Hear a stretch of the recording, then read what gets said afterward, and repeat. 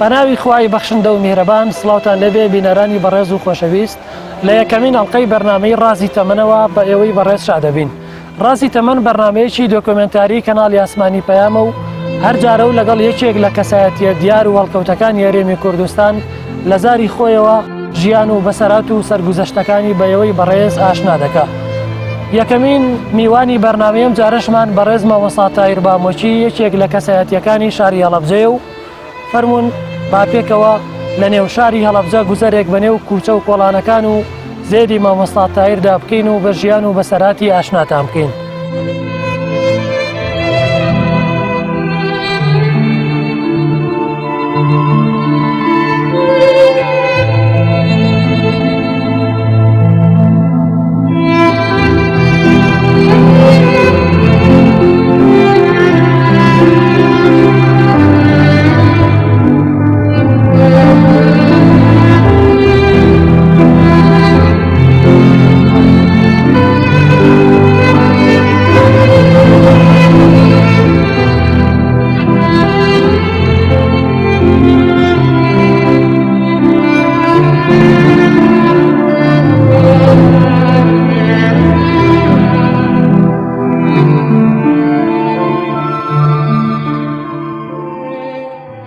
بسم الله الرحمن الرحيم الحمد لله رب العالمين اللهم صل على سيدنا محمد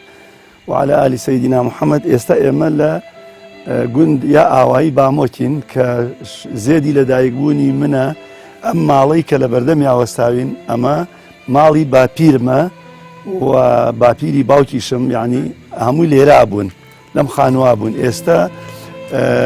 ماڵی تاالبی برامی تەیە کاک تاالبی برام لەوە چێ لە شتی قەدیمی ئەم جێگە ماڵە بەس ئەم تووە مادێ ئەم تووە یعنی هینی تۆزت تەمەنی هەیە ئەنا تقریبن بەڵام شتەکانی کە هەموو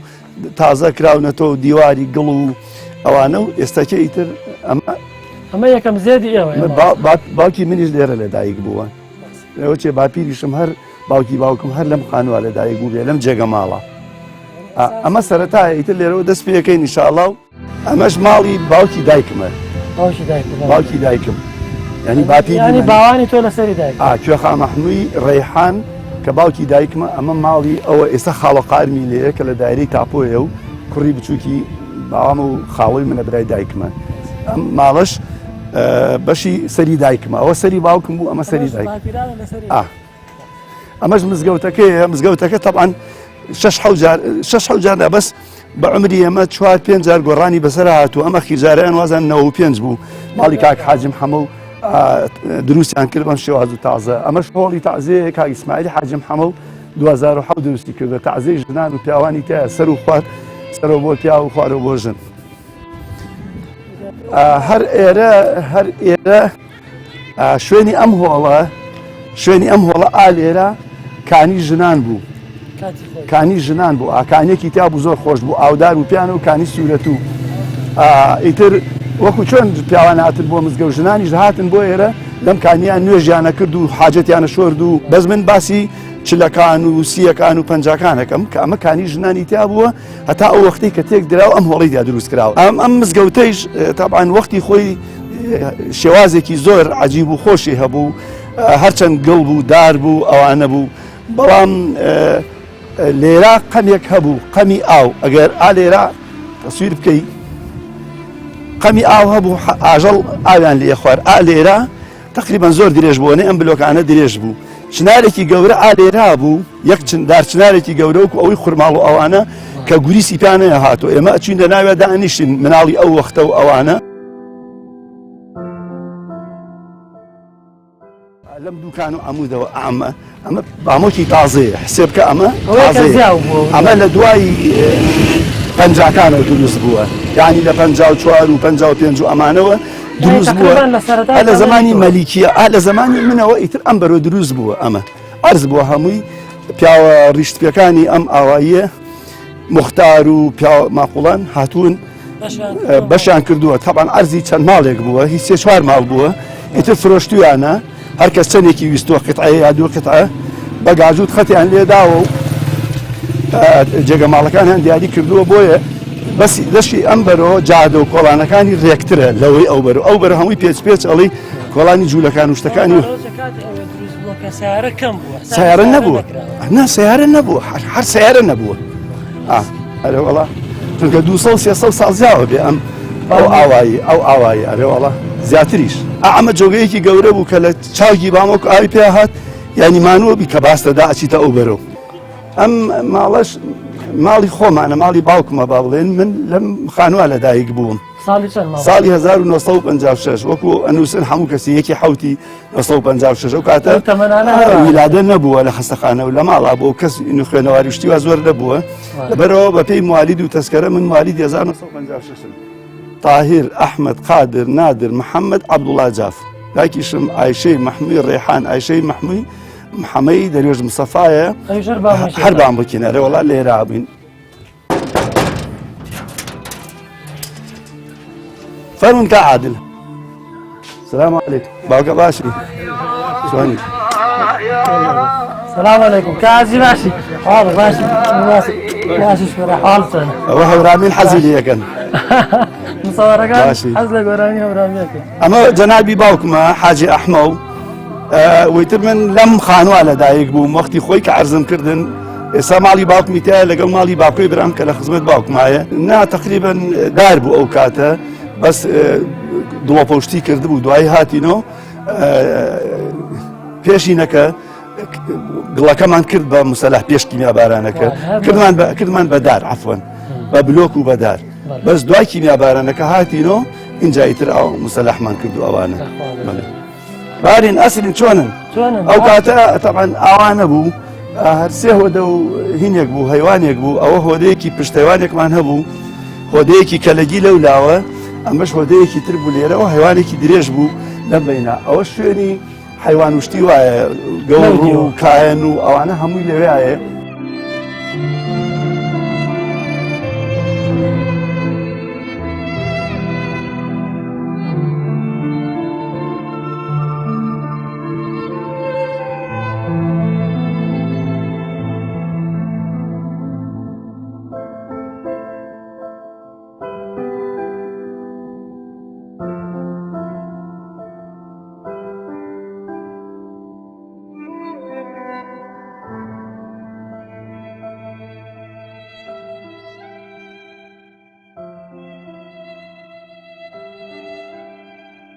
طبعا منیش لە بێشکەی ئاوا گەورە بوو وەختی خۆی ئەم جۆلانە و حۆلانە ئێسا نەبووە هەر بێشکە بووە جا من کە مناڵ بووم دایکم ئیشی زۆر بووە یعنی لە حەد بەدەر ئیشی زۆر بووە حیوانمان هەبووە ماڭای زۆرمان هەبووە ئەرز و ئاوی زەراعەتمان هەبووە ئەوانە اینجا باوکیشم تەنیا باڵ بووە بە کوردی ئەڵێن هەر خۆی بووە لەگەڵ نەنکم و لەگەڵ دایکم من مناڵی گەورەی ماڵ بووم ئەو کاتە ئەیتر کە باوکم و نەنکم چوونەتە دەرەوە بۆ دەشت و ئەوانە دایکیشم هەر ڕۆشتووە بە دوای ئیشا ئیتر لە بێشکەکە من زۆر جار دایکم بەجێ هێشتوم بەجێ هێشتوم بە تەنیا ئەم پەنجەی خستووەتە دەمم لە باتی مەمکەم زەوشتی ئێستا پەنجەی خۆم ئیتر وا فێری بووم هەتا شەشی تدایش بۆم تەرک نێدرا یعنی هەر ئەم پەنجەم لە مەکتەبی شابووم هەتا پێنج و شەشی بدایی نەمەتوانی تەرکیکەم چونکە تۆ 2 ساڵ لە بێشکا یعنی هەر پەنجە و لە بخەنە دەم و بەجێ بێڵن یعنی ئەوەی کێکە لە یادگاریانەی کە هەرگیز لەبیر ناچێت لە ناو هەموو بامۆکە مەشهور بووە کە مەسەرەن دایکم پەنجەی خستومەتە دەم و بەجێ هێشتووی تر چووە بۆ ئاودێران و بۆ ڕاندۆشین و بۆ پاچە کۆڵە و بۆ ئەوانە هاتووە تۆیتر من نەگریاوم لەم بێشکا من لەم ماڵاوەکو عەرزم کردن لە دایک بووم لەم ماڵا گەورە بووم هەتاوەکو ئەو ڕۆژەی ژنی مێناوە جابوومەتۆ ئەمە جێگەی من بووە و شوێنی گەورە بوونم بووە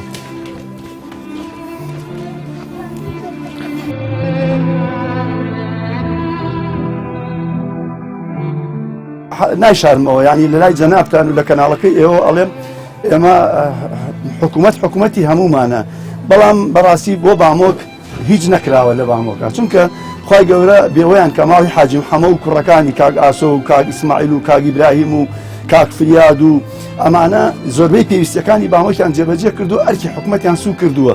بۆیە لەبەرەوە داواکەین هەم لە حکوومەت هەم لە کاک ئاسۆ و براکانی کە ئیشاڵا لە بیری ئەوا بن ئەم جادە و باڵێنش قیل بکەن ئەمە بینای ئەو مەکتەبەیە کە من تایە خوێندومە ئەم بینایە ئەمە بینای مەکتەبی بامۆکی کە یەکەم جار لە بامۆکە قوتابخانە کراوەتەوە ئەم بینایە بووە بەڵام تەبەن ئەو وەختەوانە بوو گەڵوشتی وا بوو زوو بەرد بوو بە وشکە کەڵک اینجا سەرەکەی دار بوو بەدار سەری گیرا بوو ئەمە کرێ بە مەکتەبی تر تقریبا لەوەچێ لە 53 و ئەو ناوەوە قوتابخانەی تا کراوێتەوە بامەوە ساڵی چەند تۆ لێرە خوێنیتەوە من ئیتر لە 7 ساڵیوە کە 56م لە 7 ساڵیوە لەوێ چوار و لەوێ 63 بڵێ لەوە 63 بێ نانکم دایکی باوکم نانکم نانکەفاتم دەستی گرتوم هێنامی لە مەکتەبە داخلی کردو ئەمە حوشە نەبوو ئەوسا ئەمە شوێنێکی بەرز بوو ئەم دیواروشتانە نەبوون باغ نەبوو ئەمە هەمووی ئەکرا بە توتنوشتیوە لە ڕیزبوونی بەیانیانە کە ڕیزیان نەکردین سرودم بە دەنگەوە خوێندەوە بەری بەیانە ڕووناکە ئاسۆ هیوای کورد مژدە بێرێتەوە لەو بەرەوە هەموو خزمەکانم هەموو گویان لێ بوو ینی ناو ئەوەنە دەنگم بەرزە کردو مناڵەکان لەگەڵمە ئەیان وتەوە ڕۆژێک و هەموو پێنجشەمەیەک یا هەموو کاتێکە ڕیزەوین سرودی بەیانیان پێشەوەی بتینە ژوورۆ لێرە لە ناوی مامۆستاکانەوەی لە بیرمە مامۆستا غەریب مامۆستا جعفەر مستەفا کە ماوە ئێستا مامۆستا جعفری خۆمان هەڵە بجە سەسبی ئەوە دوو مامۆستا عومەر عەبدوڵڵا کەریم سەلە سلێمانیە مامۆستا محەممەد ئەحمەد وەیس مامۆستا نووری شێغەفور مامۆستا خالید بانەیی مامۆستا مەلام حەمەی بامۆکی باوکی کاک عادل و ئەوان ئەمجەدی معاون طبی وها ئەوە اینجا دوای ئەوە مامۆستا ڕەسووڵی سازانی باوکی یاسین و ئەوان کە عەمری خوای کرد لە وەزانم لە کەنگاوەر عەمری خوای کرد و ئەو کاتێ لە ئێران بووین خۆلازە کۆمەڵێکی تریش مامۆستا کە ئێستا مامۆستا ئەوانە نیەتەوە بیر لەم مەکتەبا دەرسیان بە ئێمە و تو پیان گەیاندین و پەروەردەیان کردین و اینجا لە شەشی ئیبتیداییە ساڵی 69 هەفتا بوو بامۆک شەشی تیان نەبوو ئێمە تقریبا 5 لە بە 6 لە بووبین نردینیان بۆ هەڵەبجە بۆ مەکتەبی حەمدون لای مزگەوتی جمهوری شەشیتیان نەبوو ساڵی لەوێ خوێندمان ئەو ساڵە سبحان الله من دەرنەچوم لە ئینگلیزیا ئیکمال بووم لە دەوری دووەمیشە هەر دەرنەچووم هەر دوو دەورەکە ئیمتیحان ما 42 مێنا ساڵی داهاتوو لە بامۆک مەکتەب کرایەوە 6 کرایە هاتینەوە بۆ ئێریانی لە بامۆک سەرەتاییم تەواو کردووە ئێستا مەکتەبی بامۆک مەکتەبی تازەی ئەو مەکتەبەیە لێرە لە خوارۆیە ئەوەیە لە دەوری هەفتا و دوو ئەو ناوا دروست کراوە یەکێک لەوانەی لە بیرمە لە سنفی 4 ئیبتیدایی بووم علاقەی بەم مەکتەبەوە هەیە لە 4 ئیبتیدایی بووم بەیانیە کە هەڵساین لە خەو نۆرە گامان بوو ینی ئەوایە نەفەرێ بچوایە لەگەڵ گاوانەکە لەگەڵ شوانی گاگەلەکە نۆرە ڕانمان بوو ئەوایە نەفەرێ لەگەڵ شوانی ڕانەکە بچۆیە چونکە ئەم ناوە دەغڵا زەراعەتی زۆر بوو ڕانەکە زۆر بوو بە یەک کەس دەرەقەت نێ ئەبێ هەموو ماڵێ ڕۆژێ نەفەرێکیان بناردە لەگەڵ یاپیانە و دواشوان یان نۆرەچی اینجا نۆرە ئاویشمان بوو ئاودێرانی تووتن و زەراعەت کێ هەیە لە ماڵە باوکم و دایکم و من بەس ئەم سیانە نەبوو نەبوو بەس خوشکێکم هەیە خەرامانی خوشکم تەبانەوە مناڵ بوو ئەو کاتانە توانای ئەوەی نەبوو بچێ بۆ دەرو دەشت و ئەوانە المهم باوکم وتی منەچم لەگەڵ ڕانەکە لەگەڵ شوانەکە حیوانەکان نەبم تۆش بۆ لەگەڵ گاوانەکە بڕۆ نۆرەچی ئینەکە دایکیشەچی ئاوەکە دێرە ئێوتمای مەکتەبەکەم وتی ئێرەوەیە کتێبەکانم هەڵگرت لەو ماڵەوە کە لی بووین ئێستا بە گریان و باوکەڕۆ لە ناو کیسێکی نایلۆنا لەگەڵ گاوانەکە دەسم پێ کرد و حاوەحا تا بردمان بۆ کانی هەنجیر منتیقەی بینی کۆکۆی و بامۆک لەوێ هەر ئەگریم ئەمە هێشتا سەعات 8 نەبوو هەر ئەگریم وەڵی تر مانوو بووم وڵاخەکان گاگەلەکە ڕەشەوڵاکان کردان بە لاپاڵێکە ئەلەوەڕا ئیتر من دانیشتم بێتاقەت بووم 3-5 فرسی ئەو زەمانم پێ بوو شێروخەتم پێکرد هەڵگەڕانەوانم پێکرد گاوانەکەمان پیاوێکی ئێرانی بوو ناوی عەلی بوو هاوتی ئەوە چیەکەی وتم وەڵات چی بکەم قوڕە پێوەم و یاریەکەم بم وتی ئەو چەندێک ئەو پارە وتم 15 فلسە وتی حەزەکەی بڕۆیتەوە وتم ئەرێ وەڵا وتی ئەو پارەمە بەرێ و بڕۆرەوە ئەمە بۆ قوتابی ئەڵێم هەر 3-5 فلسیەکەم دایە ئەوەنە تامەزرۆ لە 4 ئیبتیداییە 3-5 فلسیەکەم دایە 15 فلس ڕام کرد کتێبەکانم هەڵگرت کاک عادل واللهی بەر لەوەی مامۆستا نووری خۆی بکا بە ژوورە بەر لە مامۆستا چوومە ژوورۆ لەو شاخەوە بەڕاکردن هەناسە بکێ نەمیێڵا مامۆستا چونکە مامۆستا دواب کەوتی تایە یعنی یا غیابیانەدای یا لێیانەدای ئەوانە یعنی ئەوەنە حەزم لە مەکتەبە کرد بەو جۆرە ئاوایتە خۆم ئەو ڕۆژەشم نەفەوتە الحەمدولillah ئەمە شوێنی ماڵی مامۆستا مەلا ساڵح بۆ وەختی خۆی باوکی مامۆستا محسین و ئەوان ئەمە خانووە طبعا دایکی مامۆستا محسین و مامۆستا فاتح و ناسیح پوری منە خوشتی باوکم بوو لەبەرەوە من زۆربەی عمرم لەگەڵ مامۆستا ناسیح و مامۆستا فاتح و ئەوانە بەسەر بردووە مامۆستا محەممەد و مامۆستا محسین مناو بوون تەقەن بەس ئەوان من بەبیرمی ئەوان لەدایک بوون بەس مامۆستا فاتح لە من گەورەترە مامۆستا ناسح لە من بچووکترە ئەوانە ئەنم خانووە وەختی خۆی پێشەوەی مامۆستا بچێ بۆ عەبابەیلێ ئیتر مامۆستا زۆر تەئسیری بووە لەسەر حیاتی من و مامۆستا مەلا ساڵح و عەفریقا یعنی وەکو مناڵەکانی خۆی خزمەتی نەسیحەت و ئامۆژگاری و حتا بەبیرمی ئەگەر جەژنانەی ئەدا بەوان بە منیشی ئەدا بەیانیان ئەگەر دەفرسی ئەدا بەوان بە منیشی ئەدا ئەوە نەتێکە بووین بەیەکۆ ئەوە خۆشەویستی لە بینی من و مناڵەکانی پورێم و لە مامۆسایش خوای گەورە لی خۆش بێ دەرەجەی عالیکە هەم لە ڕووی دینی و هەم لە ڕووی نەسیحەت و ئامۆژگاریوە هەم لە ڕووی خزمایەتیوە زۆر منی خۆشگەرەک مامۆستا مەلا ساڵحی بامۆکی هەزار ڕەحمەتی خوای لێ بێ مامۆستا ئەو کاتە مامۆستا مەلا ساڵح لێرە ئیمام و خەتیب بووە ئیمام بوو خوتبە نەهدرا هەر ئیمامەتیە کرد ئەو کاتە بەس لە هەڵەبجە جومعە کرا لە هیچ لادەیەکان نەکرا حتا دەوروبەری هەشتاکان اینجا ئیتر وردە وردە لێرە هین دروست بوو خوتبە دروست بوو وەڵا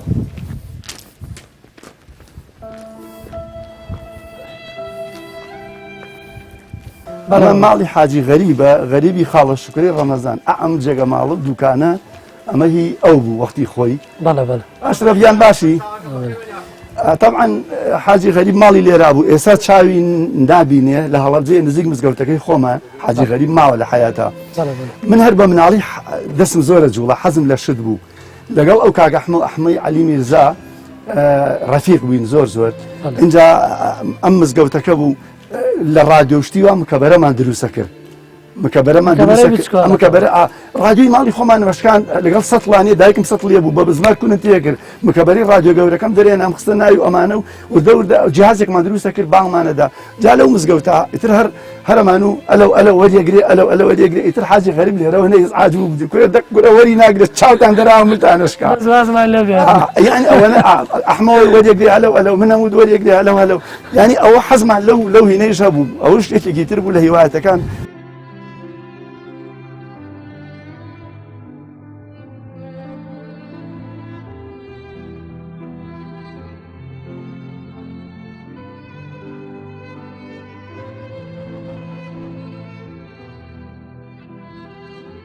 چاچی باشی هەرم خاڵەم ماوە چوار خاڵی کەم هەبووە ئەمری خۆیان کردو ئەم یاخە تەمەنی درێژ بێ لە حیاتان ماوە خاڵۆ قایرم ئێستا ئەم لە شوێنی ماڵی وەکو عەرزم کردن لە پێشمە لە سەری دایکمەوە ئەمە ئەوەش ماڵی خاڵۆ عەبدوڵامە ئەوە خاڵۆ ژنمە لێواوە ساوە ئەوانە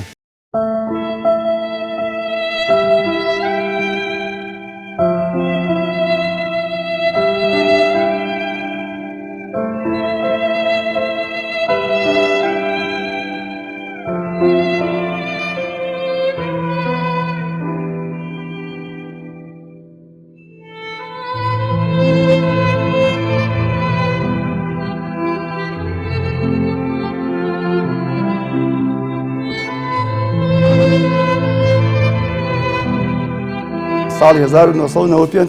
تازە کراوەتەوە ئەگینا لە ئەسڵا مزگەوتەکە زۆر قەدیمە زۆر دێرینە لەو حەوزەیە مناڵ بین مەلەمانە کرد ئەو حەوزەی کە باسم کرد حەوزی خۆشوەردن و سڵخانەکە کۆمەڵێ مناڵ بین مەلەمانە کرد وەڵام مامۆستا هات کە مامۆستا هات هەموو ڕایان کرد من ڕام نەکرد جلەکان ماوەگر باوەشمەوە مامۆستا هات یەک زلێ لیام زۆر یعنی زۆر عەجیب لیام ئەگەر ئەڵێم چاوم ئاوی کردەوە ئیتر ڕام وتم مامۆستا بەخوا من هیچم نەکردەوە بۆی ڕایشم نەکرد ئیتر المهم ڕۆی لە 1970 کە ڕۆشتین بۆ ئێران مزاهرەکەی هەڵەبجە لە وەردوگای سەریاز بووین یەکەم جار کە چوومە دەرەوە چوون بۆ ماڵیان بۆ ئەوێ لەگەڵ حاجی سەردارە چوین بۆ ماڵیان لە بانەوڕێ کە چوومە خزمەتی مامۆسا و سڵاوم لێ کرد و دەستم ماچ کرد و ئەوانە وتم ئەو دەسەوێنم ماچی کەم زلەیەکی لیاوم لەوە چە بەرەکەتی ئەو زلەیە ئیشی لە منا کردبێ ئەلحەمدولیلا من ئاوا عاشقی مزگەوت و مەلایەتی و فەقێتی بووم و ئەوانە جا ڕێزمەوە بۆ مامۆستا لێرەوە دەسی ماچەکەم ئەوەی کێکی ترە مامۆستا جیاوازی مزگەوت لە ئێستا لەگەڵ ئەو کاتە مەسەلەن ئەو کاتە لەوە چە مەکتەب کەمتر بوو بێ ڕۆڵی مزگەوت ئەو کاتە چۆن بوو بەتابێت لە ساڵی 60ەکان 70ەکان بۆ ئەو کاتە مزگەوت دەوری جامیعەیە بینی بەڕاستی یعنی مامۆستاکان دەوری مامۆستای زانکۆیان نەبینی یعنی خەڵک زۆر ئیسیفادەی لە مزگەوت و مامۆستا ئەکرد لەبەرەوەی مەکتەب نەبوو بە حرفی حونجە و بێژێربی سینزەنەبیس و ئەوانە و بەبێ قەڵەم و ئەوانە و خەڵکە فێری خوێنەواری و قورئان خوێندن و نوێژ و تاعات و حیساب و ئەوانە کراوە مامۆستایەکی ترمان هەبوو خەڵکی ئێرە بوو مامۆستا مەلا ئەحمەی حەمەمینی قاری وسمان پاشا وسمان ئاغا عفوەن کە ئەسڵی ئەم دێیە یەکێک لە ماڵک دەوڵەمەنەکانی ئەم دێیە کە باپیرە ئەوە حەمەمینی قار و مەحموود قار دوو برابوون کە موڵکی زۆر زۆری ئەم دێهی ئەوان بووە مەلا ئەحمەیان پێوت زۆر زیرەک بوو لە ساڵی هەشتا ئەمری خوای کرد خۆم بەسەریەوە بووم یاسین مەخوێن ئەو دقیقە گیانی دەرچوو تا زمانی بوو لای لایڵێ کرد کە زمانی نەما بە پەنجە ئاوا دەستی بەرزە بوویەوە و تا گیانی دەرچوو هەزار ڕەحمەتی خوای لێبێ لالۆ مەلا ئەحمۆمان پێوت قسەی خۆش بوو کتێبێکی پێ بوو ئەمان و شەرەمان بۆ بخوێنەرەوە نەسیحەتی ئەکردین ئامۆژگاریمان لێوەرئەگرت ئەمە مزگەوتی بامەک هەر لە مزگەوتە لە وەختی ڕاجیمەکانە ساڵی هەشتا کە خەڵکێکی زۆر لە هەڵەبجەوە ڕایان کردواتبوونە ئێرە شەید عەبدولکەریم بەڵخەیی کە خەڵکی بەڵخە بوو مامۆستا عەبدولکەریم و ماڵی باوکی و عەبدولئەمیری برای هاتبوون بۆ ئێرە لێرە بوون لەم دێیا بوون ئەویش ئیسیفادەمان لێ کردووە لە ڕووی تەجوید و لە ڕووی قورئان و ئەوانەوە برایەکی زۆر بەڕێزم بوو ڕەفیقێکی گیانی بەگیانی بوون هەمویان تیاچوون تەنها کچێکی دەرچووە زەمزەم خان یەکی میوەبارانی هەڵەبجە مەبەستم وای ئەو کەسانە ئیسیفام لێ کردن وەکو وەفایەک ناوی خێریانێنم لەم مزگەوتە و لەم ئاواییە و لە ژیانی گەنجێتیم و ئەوانە زۆر ئیسیفادەم لەم بەڕێزانە کردووە.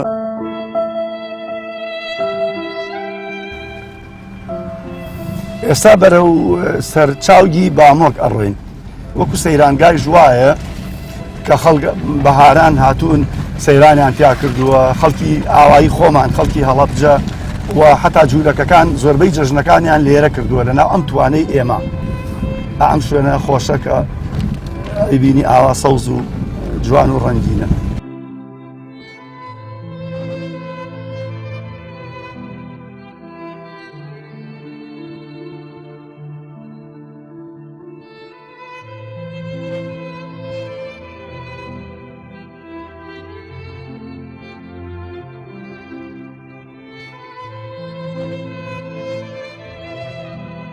کە عادل ئەمە سەرچاوی ئاوی بامۆک ئێرە بووە وەکو چۆن لەڵی چاوی دەڵەمەر چاوگی باوە کۆچەک و کۆکۆیی ئەو چۆگەی بەرماڵانی پێوترێ هەر لێرەوە ئەیتر ئەها ناو ئەو بیوشتانە هەتا بنی هەنارەکان هەمووی هەر ئاو بوو هەمووی کانی بوو کورەیەک هەبوو لێرە لە بامۆک کوورەی حاجی فەتاح ئەوە کوورەیەکی هەبوو قسڵ و خشتی دروستە کرد یادگاری ئەم تووە بابەتان باسکەم پێ ئەو حاجی غەریبە بۆ گێڕامەوە ئەڵێ ماڵی باوکت لە بنی ئەم توا بوون تەبەن لە چلەکانە لە چلەکانە جا عەرز دەکەم ئەڵێ ماڵی باوکت لە بنی ئەم تووە مە توی ئێمە هینی ماڵی باوامە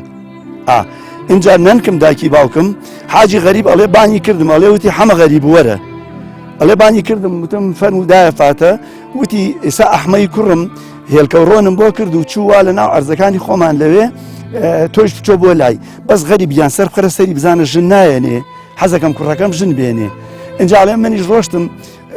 پێم وت و لەگەڵ یا ئاچووم کە جووتیە کرد ئەم سەرۆسەرمە کرد لەگەڵ یا ئەمە ئەحمەودیان تۆ ئەلحەمدولیلا دەوڵەمەند و جێگە و ڕێگە و خانوتانێ بۆ ژن نایەری و ئەمانەوە و نەمگەرەکە ئەم کوڕە بێری ئەوی کێ بێرم وتم لالۆ حەمەد کە خاڵەی باوکمە ئەو ئەزانێکێ بۆێنێ وتی ئەوە نەڕۆشتم سرم نایە سەری دوای هێلکە ڕۆنەکەی بۆ کردم نەنکرد ئیتر وتی دێ باشە کێ ئینجاڵێ منیش وتم لالۆ حەمەد کەریشتی کۆخا مەحموود بۆ دۆزیتەوە مەحموودی ڕێحان کە دایکمە ئایشەی قێخا مەحموود لە بنی ئەم تووا بیدایەتی مەشروعەکە لێرەوە دەستی پێکردەوە و تۆ یادگاریە ئەو کوورەیە لە 1929 دروست کراوە 29 دەوری معمەلی خشتەکەی کاگاسۆی یونی ئێستا لە تەکێ و چەند چەماڵ قسڵی دروست کردووە خشتی دروست کردووە بۆ ئاو بۆ حەوز و بۆ حەمام و بۆ ئەوانە حتا لیان ناردۆ بۆ سلێمانی ئەوە نەموهیم بووە ئەو کوورەژ یەکێکە لە مەعالیمەکانی بامۆک کە حەزم کرد ئیترم توانە مناڵیمان لەسەرم توانە تومان لێ خواردووە و زۆربەی مامۆستاکانی سلێمانی مامۆستا عینشەونم ئێستا لە حەیەتە ماوە تەمەنی زۆر گەورەیە ئەڵێ ئێمە ئەگەر ڕۆژێ ناتینە لە بامۆک تومان خواردایە وامان نزانانی عمرمان بەزایە چووە جوولەکەکان هاتوون لێرە سەیرانیان کردو جوولەکەی هەڵەبجە جەژنیان هەبووە هاتوون لێرە ئیتر ئەنواع خواردن و چەقالە و گوێزیان ڕەناوڕەن کردووە و هێلکەیان ڕەناوڕەن کردووە لێرە خەڵکی بامۆکی ڕێزیان لێگرتوون و ئازاریان نەداون لەبەرەوە هاتوون لە بنی ئەم توانە.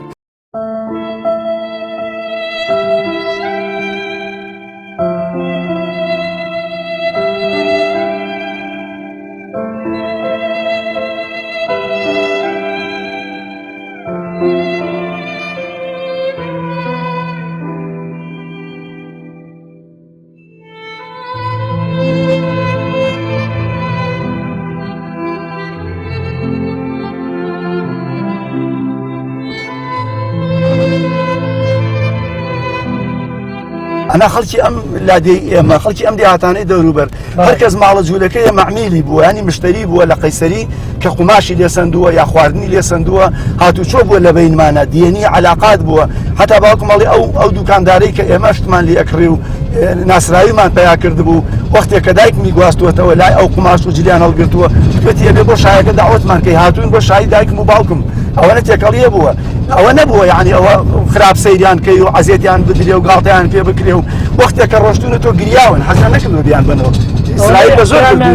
ئیسرائیل بە زۆر بردوونیەتیوە ئەوە نەبێ بڵێ خەڵک دەری کردبن ئەو قسەیەکی درۆیە بڵێن دەرکراوە خۆیان حەزیان نەکردەوە بڕۆنەوە زۆر مەراقیان پێ خواردووە کە بە زۆر بردوونیانەتەوە ئەمە کانیمارانە ئەم شوێن ئەوە کانیەکەیە ئەمە خەرمانی کانیمارانە زۆربەی دەغڵودان ئالێرە من وەکو تاهیر زۆربەی سعیکردنم لێرا بووە ینی لە شەشی ابتیدایی لە 1 و 2 و 3 ناوەندی لێرا زۆربەی عمرم دوو توی گەورە ئالەوێ هەبوون لە شوێنی ئەو دوو توی تر ئەوانە زۆر گەورە بوون سێبەر بوون خەڵک لە هەڵەبجەوە هاتن بۆ ئێرە بۆ سەیران عیلەی هەڵەبجە هاتن بۆ ئێرە بۆ سەیران و خۆشمان هەر عینی شت ئەمە وەکو سەیرانگایەکی جووا بووە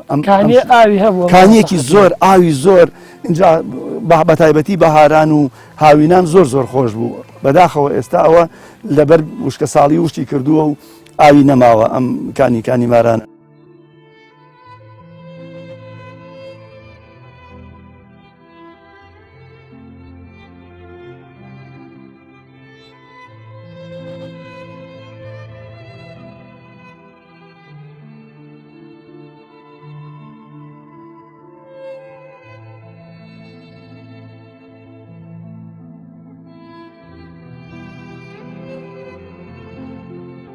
لەبیرم لە سلێمانی ئەم خوێن لە ساڵی 76 77 لە کۆتایی ساڵا کە مەکتەب تەواو بوو جانتایەک جلوبەرگ و یەک کارتۆن کتێبم پێ بووی مەکتەب هاتمەوە بەینی مەغریب و عیشا بوو ئیتر ئەم ناوە زۆر سامناک بوو لەکوێوە لە سەر و مزگەوتی جمهوریەوەی تر ماڵی تیان نەبوو دەشتایەکی چۆڵ بوو ئایانی حسێب کە مزگەوتی بوخاری ئەوانە هیچی نەبوو ئەو کاتە لەوێ کە هاتی اینجا هینە ئەم کانی شێخە مەشهور بوو یان و دێوێ دێوەکەی کانی شێخ منیش هەر لە شارەوانی هەڵەبجە دەستم کرد بە ئایەت قورئان خوێندن و ئایەت الکورسی و قل ئەعوذ برەبی الفەلەق هەرچی دوعا مەزانی خوێندم تا گەیمە ئەیرا لێرە گوڕم خواردەوە ئالێرە ئەمە جۆگەکە 2-3 مەترپان بوو وتم باز بەم و نەجاتم دێ وڵا کە هات گەیشتمە لای ئەو قەمەرەیە سیرم کرد لە ناو شەخسەکە وەڵا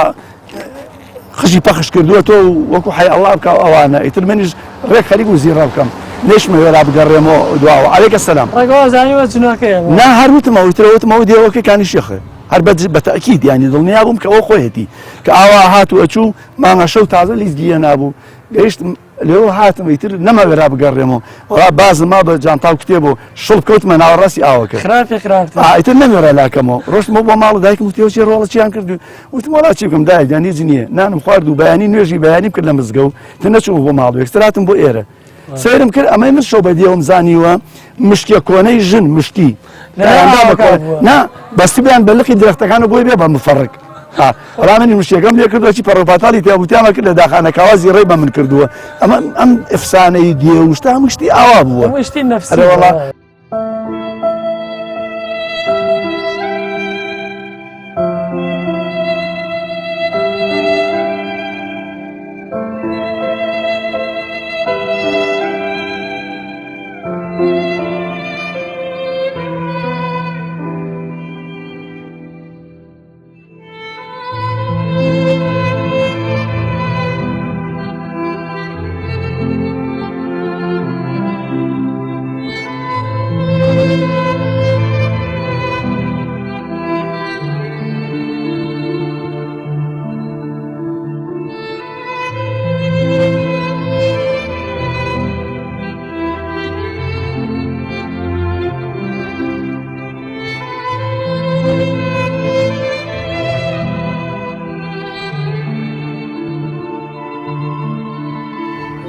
قۆناغی ناوەندیم لێرە تەواو کردووە ئەمە پێیانەوت ناوەندی شارەزووری کوڕان ناوەندی شارەزووری کوڕان ساڵی 1970 73 و 74 يعني تقريبا 72 73 74 ئەو سێ ساڵە لەم قوتابخانە خوێندومە 1 و 2 و 3 ناوەندی مسافەنی مدیرمان بوو سەفای مەلاسعی شێخ ئەنوەری شێخ برایمی عەبابەیلەی معاون مدیرمان بوو کۆمەڵێ مامۆسای بەڕێزی تر مامۆسای ئینگلیزی و مامۆسای بیرکاری مامۆسای مێژومان مامۆسا فەیرۆز حەسەن بوو مامۆسا ڕەوف فەرەج ئەحیای پێوتین مامۆسا حەمەعەلی کەریمۆبەری کیمای پێوتین مامۆستا نوریش حەمەشە عوسمان بیرکاری پێوتین مامۆستا تاریخێکی عەرەبی ئینگلیزی پێوتین مامۆسای کوردیمان ناوەکەی بیر ناکەوێتەوە خلاصەی تر ئەم لێرەشە 3 ساڵی لە تەمەنمان لەم مەکتەبا بەسەر بردو بەڵام پێشەوەی کەوا 3 تەواوکەین 74 بەسەرا هاو 26 4 74 ئێمە داخل بووبین بۆ ئیمتیحانی ویزاری ئیمتیحانی سێ ناوەندی سەعیمان نەکرد قەسفی هەڵەبجە کرا ئیتر ئیمتیحانەکەمان بۆ نەدرا قوتابخانەی شارە زووری کوڕان ئەوەی لە بیرمێ ئالێرە بەلوعەیەک هەبوو ئالێرەیە کاکەیان باشی ئالێرە بەلوعەیەکە بوو بەردەنوێژێکیش لەوا بوو بەردەنوێژێکمان دروست کرد تۆزە گەورەمان کرد ینی تەلەبەی 1 و 2 سێم تەوەستە بین بەس الحەمدوللا حەزمان لە نوێژ و جەماعەت و ئەمانەیە کرد دوو دەوامی تیا بوو دەوامێکیان هینی سەرەتایی بوو دەوامێکیشان هینی ناوەندیەکە بوو ئێمە عایدی ناوەندیەکە بووین هاتین لەوە بەردەنوێژێکمان دروست کرد نوێژ و شتمانە کرد مامۆسایەکە بوو لە دەوامە ئیبتیداییەکە پێی ناخۆش بوو ئیتر بەردەنوێژەکەی شکان ئیتر ئێمەیش بەبیرم یعنی پێمان ناخۆش بوو نەشتین بە گژیاوکو ئەوانە بەڵام ڕۆشتین لای مامۆستا مەلا خوا ئەفریقا 4-5 قوتابی بین چ لای مامۆستا مەلا خەتیبی مزگەوتی پاشا بوو شکاتمان کردوتمان مامۆستا ئێمە لەو مەکتەبا بەردەنوێژێکمان دروست کردووە نوێژی لەسەر بکەین مامۆستای شکانوێتی مامۆستا جوابی بۆ ناوتی چاکێکەی تۆ باشە ئەگینا قبولی ناکەم بەڵاوەکو خۆی چاکتر دروستی کردەوە خوا ئەفریقا مامۆستا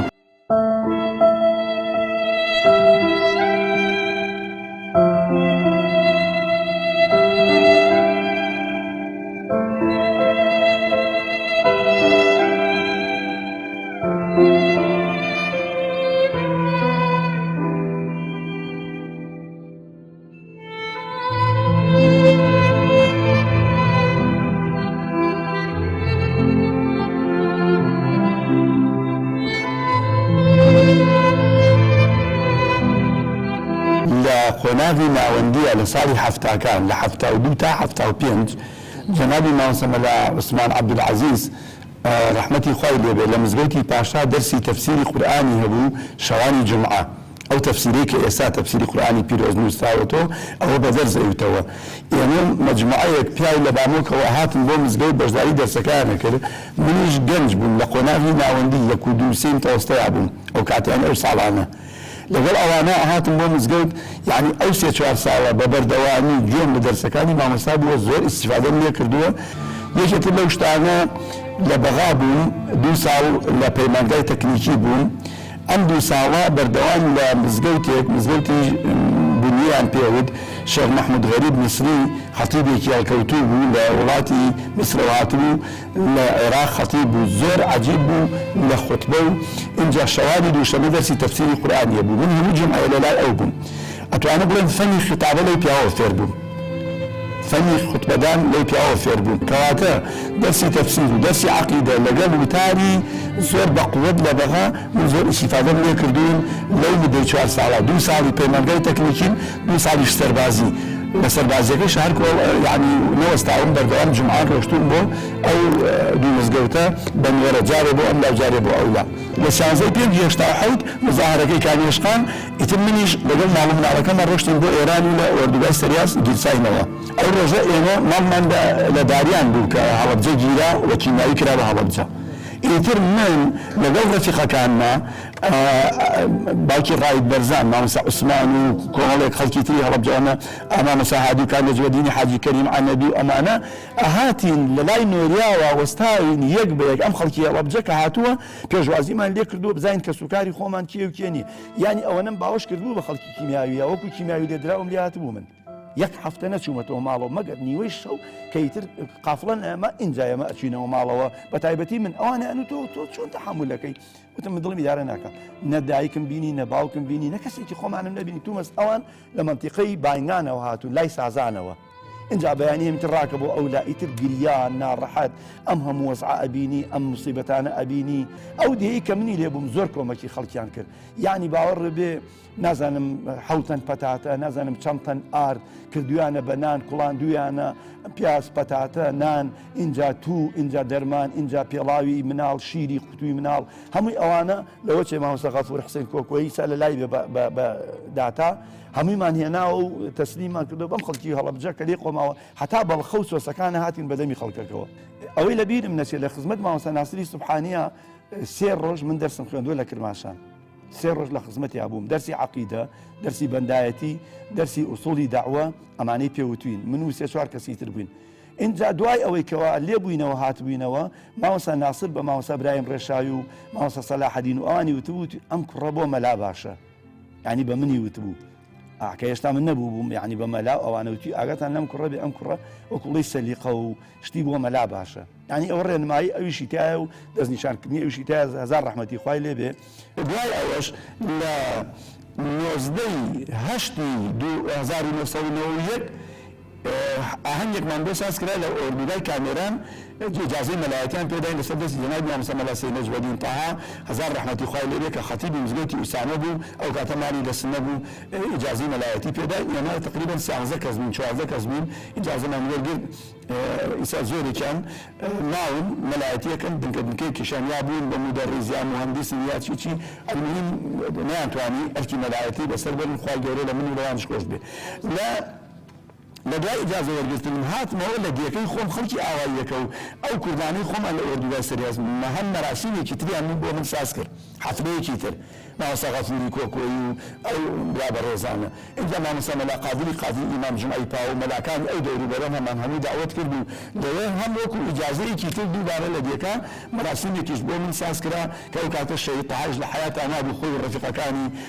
هەندێک وێنەوشتیشان گرتووە هەر تقریبا ئەتوانین بڵێن ماوە دوای ئەوە ئیتر من وتیان بگەڕێنەوە بۆ کوردستان ئازاد بۆ ڕاپەڕین کراوە ماڵم هاتەوە بۆ بامۆک اینجا تقریبا مانجێک لە بامۆک بووم لە ئۆردوگای باریکە برایەتی مجموعەیە پیاو هاتن بە شوێنمە تەبەن لەوێ بینی بوومیان لە ئۆردوگا خەڵکەکە کە من مەلایەتی یەکەم و هاتن بۆ مزگەوتەکەم جمعیانە کرد و ئەوانە بە تایبەتی گەنجەکان وتیان وەڵای مامۆستا کە ڕۆشتینەوە تۆ بێبێ بۆ باریکە مەلای یعنی گەنجیتیانیە مەسەلەن ئەو معلومات و شتە زۆرەی هەبێ الحەمدوللا من ماڵەکەمیان بار کرد و ڕۆشتم بۆ مزگەوتی شێخ عەبدولقادری گەیلانی لە 11 دەی سبحان الله هەر 11 دەی ئەمیش لە 11 دەی 1991 ماڵم باری کرد چۆمە مزگەوت شێخ عەبدولقادری گەیلانی مزگەوتی زەنگی سەریەکانی پێڵێن لەم مزگەوتە طبعا لە بندەرە خطبەی جمعەم هەبوو دەرسی ژنم هەبوو دەرسی پیاوم هەبوو دەرسی کوڕانم هەبوو دەرسی کچانم هەبوو لای مامۆستا تایق دەرسمە خوێن دوکانیشم هەبوو لە پاوە خۆشم دەرسی دەعاویمە خۆم لای مامۆستای خۆم دەرسی ئوسرەوی دەعاویمە خوێن وەکو منهەج یعنی ئەوەنە نیشاط هەبوو نازانی ئەمە چۆن خوای گەورە تەوفیقیا و هەموو ئەمانە هەوڵی زۆر خزمەتی زۆر پارەوشتی خەڵک متمانیان هەبوو پارەیان هێنا زەکاتیان هێنا گەرنم جۆ اینجا پەرشە چەڵتوک برنج منیش لەگەڵ خێزانما لەو گرانیە تەوزیعمانە کرد بە قابلەمە و بە عەلاگە و بە تەنەکە و بەوانە بەسەر ماڵە فەقیرەکانە زۆر دڵم خۆشە بۆ خزمەتش کەوا لەوێ کردومانە ئەچوون بۆ لای مامۆستا عەبدولقادر عەبدوڕەحمان سەوڵاوایی زاوای مامۆستا مەلا مەحموودی عەنەوی لە نەسر لەوێ بوو دەوری 18 فەقیه بوو منیش ئەچووم گوێم ئەگر لە دەرسەکانی ئەوان وەکو دووبارەکردنەوەی ئەو دەرسانەی کەوا وەختی خۆی خوێندم یا شتێکم لەبیر چوو بێ کە پێڵێن سەماع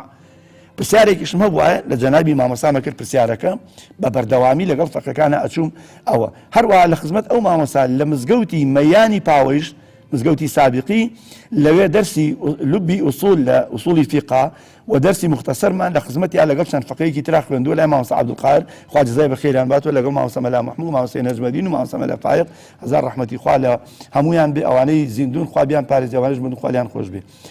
لە 4 حوتی 95 باریکە وردە چاو بوو دوای ئەوە خانی کەم بوویەوە خەڵکی باریکە کە هاتبوونە سەیسایق قەرەباڵغ بوو وتیان مامۆستا خوا بێ بۆ سەیسایق ئیتر ئێمە لێرە لەگەڵ توا بووین ئێستا باریکەش کەم بووەتەوە مامۆستایەکی کە بوو مەلا زاهیر ڕەفیقم بوو ئەومان لە مزگەوتەکەی مندانا لە مزگەوتی شێخ عەبدولقادری گەیلانی من هاتم بۆ مزگەوتی گەورەی سەید سادق لە سەید سادق لە 4 حوتی 95 لەوێ بووم بە ئیمام و خەتیب لە سەید سادق ئیتر هەتا نزیکەی ساڵێک وازانم لە کاتی هینا بوو سیوێکی ئاب ئەو کاتێک شەڕی بەینی یەکێتی و پارتی بوو کە یەکێتی ڕایان کرد چوون بۆ سەیران بن پارتی هاتن طبعا یەکێتی منیان لابر لە خەتیبی وتیان نابێ خۆتوە بدەیت ئەو کاتە لە سەی سایق ئایانوت ئیتر ئەیانوت تۆ بیانوە گەڕانی شاتم هەبوو چالاکیم هەبوو یان تۆ حیزبایەتێکم بەخوا نایکەم ئەیانوت تۆ هەموو بەخوا نایکەم وتیان وتارمە بە دەریان کردم لە وتاردان وتم قەی چێکە بەسەر ئیمان بووم لە 96 97 ئەم مزگەوتە کرایەوە هاتم بووم بە خەتیبی ئەم مزگەوتی عومەری کوڕی خەتابە لە هەڵەبجە بەڵام ئیمامەتەکەم هەر لەوێ بوو تا 3 ساڵ لە سەی سایقیش لە 95 96 97 ئەمە هەر گرانیە جارێ لەم وەسعیشا زۆر وەسعێکی ناڕەحەت خەڵکی سەی سایق الحەمدوللا زۆر عاشق بەدین بوون مزگەوتەکەم زۆر قەرەباڵغ بوو سەربان حەوشە جادەکان نەی ئەگەر لە جومعا و لە شەوانی لەیلەتول قەدرە سوپاس بۆ خوا ئێسەیش زۆر گەرم و گوڕم لەگەڵیانە لەگەڵ خەڵکی بندەرە لەگەڵ خەڵکی باریکە لەگەڵ خەڵکی سەی سایق الحەمدوللا هەمان پەیوەندیمان هەیە یعنی مزگەوتی گەورەش دەرسم هەبوو وتاری جومعەم هەبوو اینجا سڵح و نیشافاتی یعنی بانگەواز و ئەمانە زۆر چالاکیێکی عەجیبم هەبوو الحەمدوللا لە سەی سایقیش هەتا 19 2000 ئیتر ئیشم لەوێ نەما ماڵەکەیشم بار کرێ نامەوە بۆ هەڵەبجەی شەهید بە یەکجاری بووم بە ئیمام و خەتیبی مزگەوتی عومەری کوڕی خەتاب تا ئەمڕۆ بەردەوامم لەم مزگەوتەیشا وتاری جومعەی قەرەباڵغ دەرسی ژنان دەرسی پیاوانی شەوی جومعە لیژنەی فتووا اینجا دەرسی مەدارسی مەسجیدی زۆرێک الحەمدوللا نیشاتی تیا بووە بۆ ماوەیەکیش لێرە ئەو ساڵی کە کاندید کران بۆ انتخابات بۆ پەرلەمانی بەغا و دوای ئەمانە لەوای شەهامی تر وەکو بڵێ بیانوێکی تریان پێ گێڕان تۆ مادەم حیزبایەتی و سیاست و ئەوانەیەکەی نابێ دەرست هەبێ نابێ لیژنەی فتووا بێ نابێ چی بێ ماوەی ساڵێک تقریبا 2 ساڵ ئەو دەرسوشتانە داخرا دوایی کە وازم هێنا لە حیزبایەتی و ئەوانە هاتمەوە سەر دەرسەکانی خۆم و هاتمەوە سەر مزگەوت و لە وتاردان هەر بەردەوام بووم بەڵام لێرە چونکە بە ڕەسمی خەتیب بووم ئیتر دوای ئەوەش دەرسەکانم دانایەوە دەرسی پیاوان دەرسی ژنان هەتا مانیە پێش ڕەمەزان کە خۆرگم تووشی حەساسیەت بوو دەرسی ژن و پیاوانم هەڵگرت و ئێستا نیمە بەس قوتاری جومعەکەم هەیە ئێستاکێ لەم مزگەوتە ئێستاش ئەگەر تەمەنم ڕێگە بۆ ماجستێر و دکتۆرا حەزەکەم بەس تەمەنم ڕێگە نادا دووهەم ئەبێ بە پارە بڕۆی لە وڵاتانی میسر و شوێنانی تر بخوێنی منیش توانای ئەوەم نییە ئەنا حەزەکەم ئێستا بڕۆم ماجستێر و دکتۆرا بخوێنم ئەسڵەن خوێندن من المهد إلى اللحد مع المحبرة لقل مركبة إلى المقبرة تا قبرك أبي بروي لقليا واعبد ربك حتى يأتيك اليقين تامردن أبيك والله ده إلى خوندن أو يعني عيب خلق بلي والله من قولمو خوندن مناكري أمانة من خاوني شوار من ألبوم كوليجم ليرد لعلبجة تواو كردوها بشي خطابه أوانا يعني یەکی ترە لە سەروەریەکان کە الحەمدوللا مەسەلەن دوایەوەی ئامادەی پیشسازیم تەواو کردووە ئەو میهنەیەکە پەیمانگای تەکنیکین تەواو کردووە لە کارەبا علمێکی باش لە علمی کارەبا و هەموو کارەبا شارەزاییم هەبووە دوای ئەوە کولی شەریعەم تەواو کردووە ئیجازەی مەلایەتیم وەرگرت و هەمووی ئەمانە کەوتون بەسەر یەکە هەتا جارێک بەڕێوەبەرێکی ئەوقاف لە سلێمانی بانگی کردم محاسبەی کردم هەڕەشە و ئەوانەی ئەکرد وتی تۆ چیەکەی لە مزگەوت بۆ ناڕۆی بۆ سەناعە وتم مامۆستا وەختێ لە سەناعە بووم ئەیانوو خۆ ئێرە مزگەوت نییە ئێستا لە مزگەوتم ئەڵێ بۆ ناڕێتەوە بۆ سەناعە وەڵاهی مامۆستا بمکەن بە وەزیری تەربیە یەک سعاتی ئەو میحرابی پێغەمبەری خوا بە هەموو وەزارەتی تەربیە و مەکتەب و نادەم هەرچەند لەوێش مامۆستایەکی سەرکەوتوو بووم المهم ئەوەش تاریخەکە ئەمووی نووسراوە و تۆمار کراوە ئینشاڵڵا لە یادگاریەکانی ژیانمە گەرماین و نەمردین چابوو ئەیخوێندنەوە يعني مردني مامۆستا ناسری سوبحانی زۆر بەلامە چونکە ئەو پیاوە عەلامەیەک بوو یعنی مجتهیدێک بوو چونکە من بە خزمەتی گەیشتم ناسیبم کە وەختێ لە ئێران شەهید بوو زۆر ئێشی پێگەیاندم یعنی زیاد لە حەد 92 کە هاتینەوە کاکتای ژاتەوە لێرە ژنمان بۆ هێنا لەگەڵ جەنابی مامۆستا ئیبراهیم عەبدوڕەحیم دەڵەمەڕی خزمی خۆم و خۆت 8 مانگ بوو خێزانی هەبوو ویستی خانوو دروستکە سبحان الله بوو بە ژێر مەکینەکە و لە 92 ئەوە زۆر ئێشی پێگەیاندم چونکە کاکتەها یعنی کوڕێکی هەڵکەوتوو بوو مامۆسایان زۆر یعنی لە معجەب بوون بە زیرەکی بە چالاکی بە ئاگایی بۆ منیش الحەمدوللا کاکتەها یەکێک بوو لەوانەی کەوە لە کتێب و شتەکانی من ئیسیفادەیە کردوە. من زۆر دڵم بەو خۆش بوو کە پیاوێکی هەڵکەوتوو بلیمەتی لێ هەڵبکەوێ، بەڵام خوای گەورە بردیەوە، زۆریش ناسۆر بوو. بەڕاستی ئەو کاتێک کە خەبەریان دامێ مامۆستا ناسیحی، مامۆستا مەلا ساڵحی بامۆکی من لە باریکە بووم، هاو بە دوامە زۆر ئێشم پێگەی. وتی مامۆستا با بڕۆینەوە بۆ بامە، گوتم خێرە میوانمێ. وتی با بڕۆینەوە، وتم چییە؟ وتی کاکتەها بووە بە ژێر مەکینەوە و باوکیش ئەڵێ ناینێژم تا کاکەی نێتەوە. تنویژاتمەوە لە بامۆک حچی خەڵکی ئەم شارە زۆربەی زۆری لەوێ بوون. چوم کفنەکەم کردەوە، ناوچوانە ماچ کردوتم برای خۆشەویست، دیاری من و تۆ قیامەت خوای گەورە لە گوناهی من و تۆش خۆش بێ. و ئیتر یعنی بەڕاستی تا ئێستاش هەر ناسۆرە لە بیرمان ناچێتەوە، نە ماڵی خۆم، نە باوکم، نە دایک خوعافیکە، نە براکان. ئەوە ژێکێکە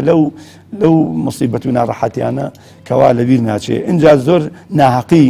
زۆر ئێشی پێگەیاندوم کە ناحەقیم بینی بێ کرا بێ بەرامبەر بە یەکێ یا بەرامبەر بە خۆم. مەسەلەن من لەم کاری مەلایەتی هیچ مەسلحەتێکم نەبووە، بەڵام بە بۆنەی سیاسەتی چەوت و لار و حیزبایەتی قەڵبەوە لەم کوردستانە زۆر مەلای باش ئازار دراون، زۆر مەلای لاریش پێشخراون، مەکانەتیان دراوەتێ. ئەمە بەڕاستی زۆر ئێشی پێگەیاندوم. ئەو ڕۆژەی لە سەی سایق لە خەتیبی لابرام خەریک و دڵم بوەسێ. من قنجۆقیتم، زیندوم، زیرەکم، خەڵک خۆش ئێوەم، مزگەوتەکەم زۆر خەرەباڵخە، مەلایکیان هێناوە لە شوێنی تو. اینجا کە ئەوێشم بەجێ بێڵایە ئەنواع وەشکاڵ بیانون پێگیرا، کارەبا بکشای تویان خەتای توێ، مۆدیدە ئیشینێک مکەبەرە ئیشینێک ئایان خەتای توێ. خۆلاسە معانات و مەئاساتی زۆرمان بینیوە لە ژیانمانە. ئەو یەکێتر لەو ناڕەحەتیانە ئەوە هێشتا حەوت بوو کە ئێمە بە چاوی خۆمان بینیمان خەڵک لە پشتی باخەکەی ئێمەوە لە بامۆک زیندە بەچاڵ کران. یعنی ئەوە اینجا ئێمە مەسەلەن من کە ئێمە ڕۆشتین بۆ ئێران، مناڵی نۆبەرەم لە دەست داوە، کچی نۆبەرەم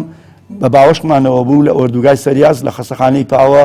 گیانی سپارد و ئێستا لە بنتوەکانە لە سەریاس. مناڵی دووهەممان لە داریان ئێستا لە پاوە نێژراوە. هەر هەمان جۆر، ینی دوو دانە مناڵم لەم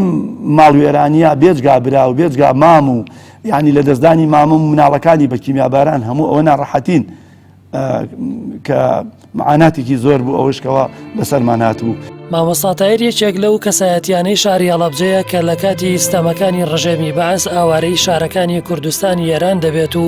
دوای ساڵانێکی زۆر لە گەڕانەوەی بۆ زێدی خۆی بۆ شاری هەڵەبجە قەدەروا دەبێت بوومەلەرزەیەکی بەهێز بەشێکی زۆر لە دانیشتوانی چەند ناوچەیەکی شاری کرماشان و دەوروبەری دەگرێتەوە و هەر بۆیە مامۆستا تایر و بەشێکی دیکە لە خەڵکی هەڵەبجە بە هاوکاری ڕێکخراوەکانی ئەو شارە بە زووترین کات دەست دەکەن بە کۆکردنەوەی هاوکاری و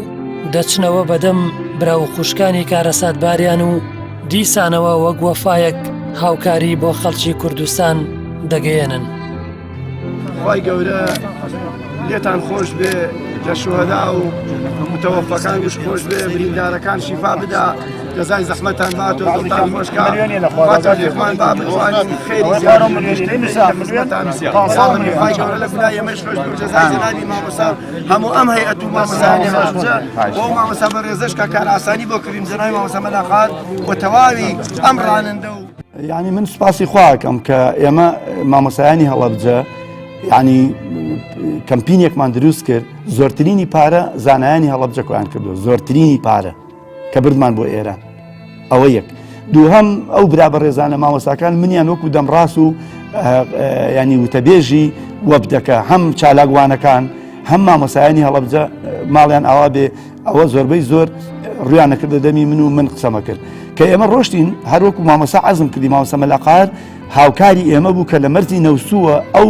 خاروبار و پارە و ئەو هەموو کەلوپەلەی توانی ئیستیلام بکە و ئێمەش بە ئەمانەت سیارەمان بخاتە تەک و بیبین.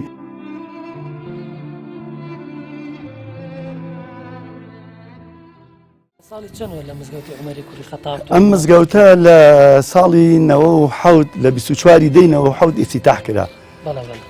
ڕابطەی ئیسلامی دروستی کردووە لەسەر ئەرکی خێرخوازێک لەو 96 دەست پێکرا و 97 ئیفتیتاح کرا.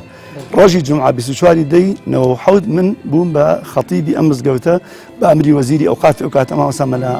محەممەد عومەر عەبدولعەزیز خوای گەورە شیفای بدا.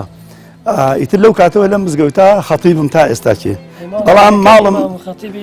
بەڵێ یەکەم و تا ئێستا اینجا ماڵم لە سەی سایق بوو. ئەو کاتە لەوێ لە خەتیبی لا برا بووم لە سەی سایق، بەس ئیمامەتەکەم مابوو کە ئەم مزگەوتە کرایەوە منیان هێنا بۆ ئێرە، یعنی داوایان لێ کردم بێم بە خەتیبی ئەم مزگەوتە. سلام عەلەیکم. باشن شکر. ئەمەش حرەمی نوێژکردنەکەی، یانی نوێژ دایم لێرە نوێژەکەین، نوێژی پێنج فەرزە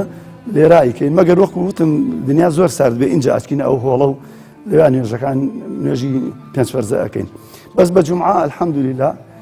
ئێرە پڕە بێ، سەرەوە پڕە بێ و هۆڵەکەیش و حوشەکانیش پڕە بن لە نوێژ خوێن ئەلحەمدولیلا. وعباد الرحمن الذين يمشون على الأرض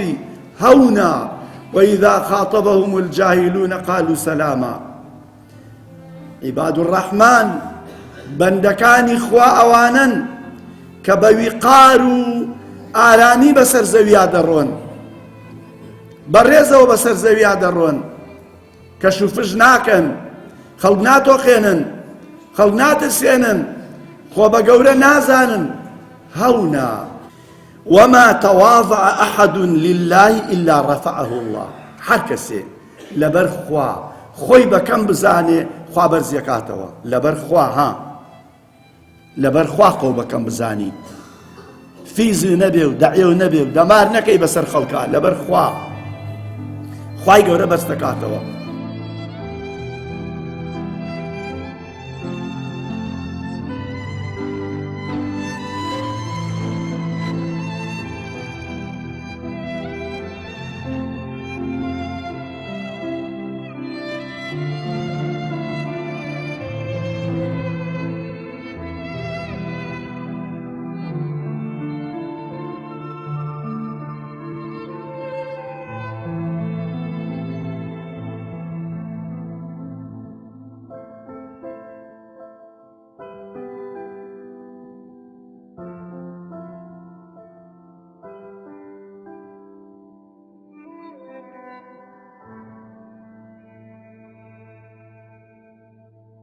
مامۆستا تاهیر جگەلەوەی وەک ئیمام و خەتیب لە مزگەوتی عومەری کوڕی خەتاب لە هەڵەبجەی شەهید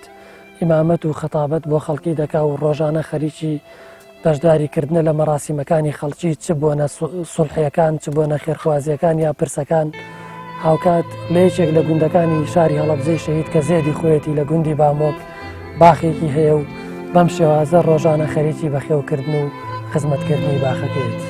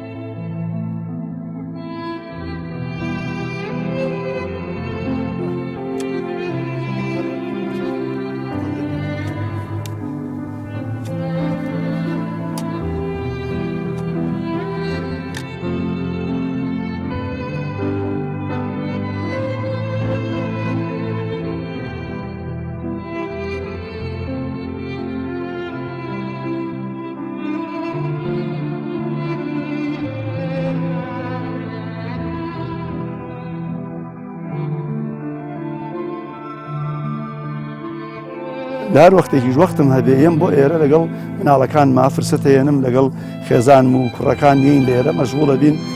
ئەم دار و درەختە هەروە وەکو دوورکەوتنەوەی لە جێی بازاڕ و ئەوانە و هەم بۆ سەرقاڵکردن و هەر وەکو یعنی مڵکێکیش کە مەسەلەن خۆتی تا خەریکەکە ئینشاڵڵا بەرهەمێکی هەبێ و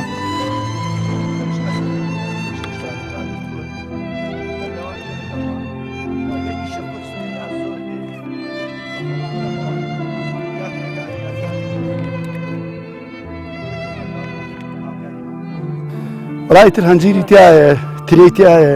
پرتەقاڵ و لیمۆ سێ چوار بنمدا ناوە، هەنگی دنیامدا ناوە، هەناری تایە، زەیتونی تایە، مێوم هەیە لەو دیوە ترێ مێوی دێم و ئەوانە ئەوەش تەقریبەن لە بتاڵی باشترە. تا ئێستا بەروبوومی نەبووە. مامۆستا و کاتێک کە ڕۆشتیم بۆ ماڵی باوکو من سەرنجی یەک شتمدا، ینی ئینسان هەرچەند جیاواز بێ، هەرچەند بۆ منە گەورە بێ، لە مەقامێکی بەرزا بێ، بەس کاتێکگاتە لای باوکی هەر مناڵە بۆن منە. تۆ چی لەسەر باوکم؟ من باوکم بە قەڵایە گەزانم کە لە پاڵیام بە دیوارێکی مەحکەم ێزانم کە پاڵم پێوەداوە، لەبەرەوە بەردەوام لە نوێژەکانمە